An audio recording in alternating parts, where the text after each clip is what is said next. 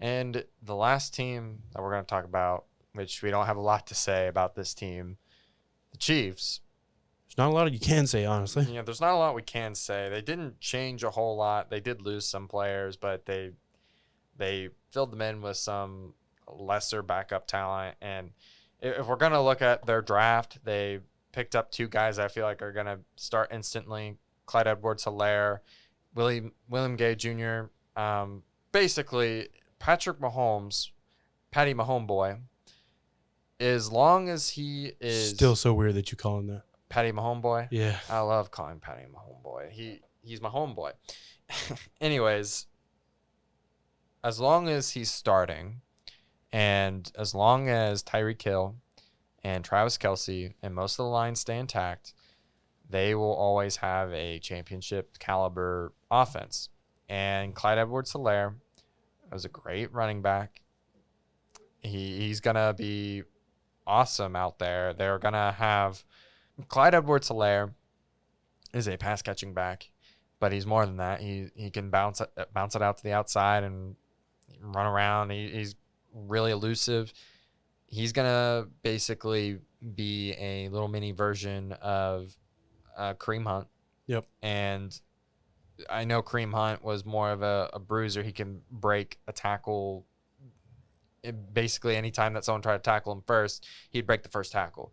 And I know that that's why they had such a great season 2 years ago and why Patrick Mahomes had an MVP-like season. But with Clyde Edwards-Helaire, it's a different type of running back, and that's built for what they do. Mm-hmm. And I just feel like Patrick Mahomes is going to have another MVP season with him in the starting lineup. I really think with Clyde Edwards-Helaire and Damian Williams back there, it's kind of like a 1-2 punch, like a really good 1-2 punch that they're going to have. Because I think both guys can easily catch out of the backfield. You can just catch out of the backfield and get going. And they're both hard to tackle in open space. Like, they're both pretty elusive. So when you start getting into the run game, obviously their offensive line was pretty decent. You have to have a decent offensive line to win a championship. There's no winning without them. Hate to tell all those super quarterback fans and the super receiver fans, but without an offensive line, you can't do anything. It's true. But with their offensive line being how it is, I think Damian Williams and Helaire both have all the potential to just light up the league, especially having Patrick Mahomes. Because, okay, you have Patrick Mahomes and then Tyreek Hill, Sammy Watkins, Mecole Hardman. Like, let's be honest. Like, that receiving core with some running backs that can do some things, nobody's going to be worried about the running backs. They're going to be like, oh, darn, we have to cover Travis Kelce. We have to cover Tyreek, Sammy, Mecole Hardman, all those guys. They got to cover them, and then you leave the running backs open for rushing lanes, and for just screens out of the backfield if they want to. Yeah. And we all know that Patrick Mahomes is freaking super accurate. Yeah. So he'll throw a ball like the one, what was that, against the Texans when he dragged his foot on the line of scrimmage and threw the ball to Travis Kelce, not even really looking at him in the end zone. And he just does some crazy things. And I'm like, Patrick Mahomes being in there is crazy. And I know that you kind of think as long as Patrick Mahomes is in there, they're invincible. But so you don't want Chad Henne playing a lot of games. But if Chad Henne has to come in and finish a game for Patrick Mahomes or something, I think they have enough around them. And Chad Henne is not a good quarterback by any means, but he's a guy that can put balls in where they need to be, kind of thing.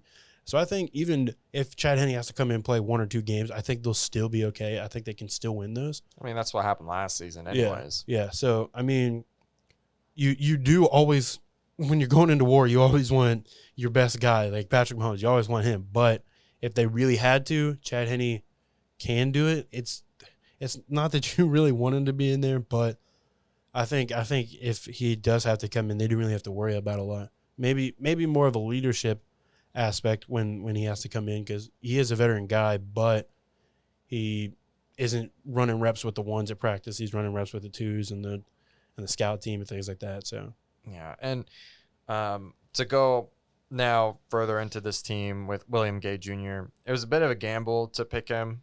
at that linebacker spot, but he was, I think, the best available linebacker at that point in time. If he ends up being a starter and plays really well, this defense just got much better. They really needed a linebacker, and William Gay Jr. graded out really well on PFF, and I personally really loved him.